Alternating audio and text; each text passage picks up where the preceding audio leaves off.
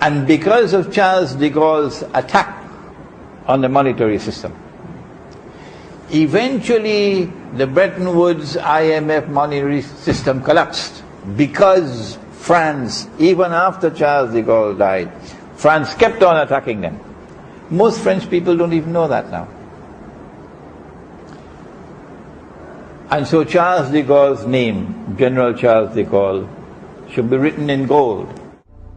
Le fait que beaucoup d'États acceptent par principe des dollars au même titre que de l'or pour les règlements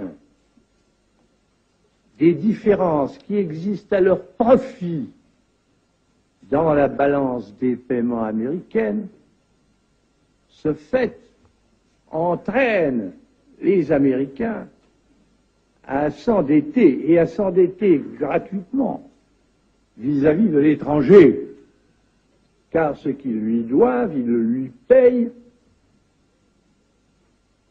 tout au moins en partie, avec des dollars qu'il ne tient qu'à eux d'émettre. Étant donné les conséquences que pourrait avoir une crise qui surviendrait dans un pareil domaine, nous pensons qu'il faut prendre à temps les moyens de l'éviter. Et le 15 août 1971, c'est le coup de tonnerre. Richard Nixon annonce au monde stupéfait que les États-Unis renoncent à leurs engagements monétaires. La convertibilité du dollar en or est suspendue.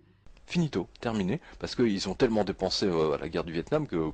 Les Américains gagnent des devises grâce à leurs exportations, mais ils en dépensent beaucoup plus pour financer la guerre du Vietnam.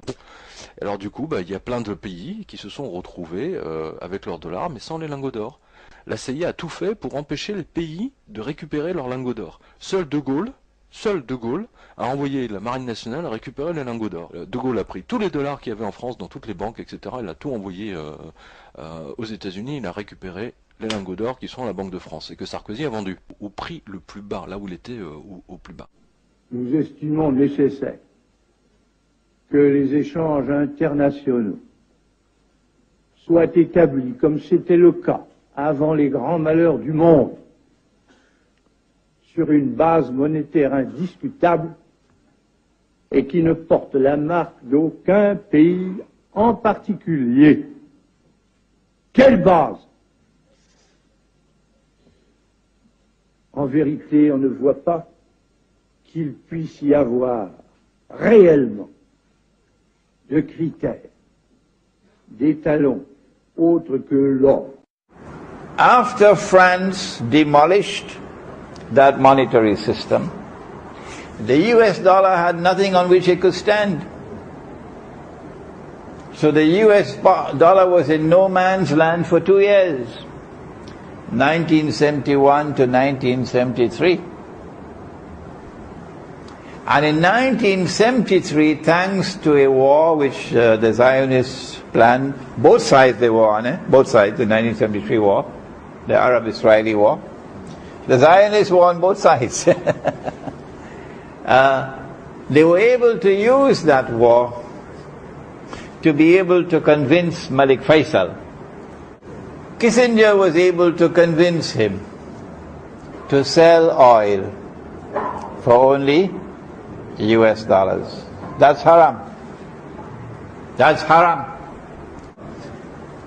When Faisal agreed to that and got the other Arab oil producing states to agree, then OPEC was born and OPEC made it the rule, and as a consequence of this law that you can only buy oil with US dollars, the US dollar now kept on flying high.